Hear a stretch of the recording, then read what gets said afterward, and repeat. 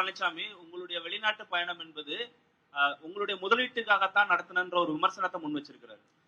ஒரு வகையில சொல்றது முதலீடு பண்ண போனது இதை பத்தி திருச்சி சொல்லியிருக்கிறாரு.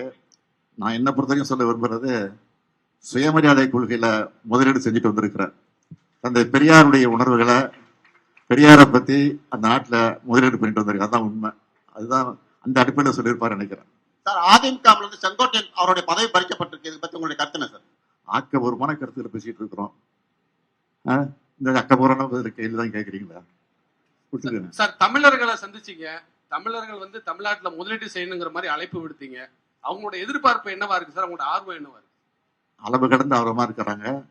அதான் சொன்ன ஏற்கனவே தெளிவா சொல்லியிருக்கிறேன். ரொம்ப போட்டி போட்டுக்கிட்டு அவங்க முதலீடு செய்யறது தயாரா இருக்கிறாங்க. அதே மாதிரி தான் அந்த நிலையை நேரடியாக நாங்களே பார்த்தோம். நன்றி. மௌனம் இல்லை, மௌனம் நினைக்காதீங்க. மௌனம் புரட்சி பண்ணிட்டு இருக்கோம். நாங்கள் எங்களை பொறுத்த வரைக்கும் அவங்க எவ்வளவுதான் புறக்கணிச்சாலும் அதையும் மீறி முதலிடத்துக்கு வந்துட்டு இருக்கிறோம். அதுதான் முக்கியம்.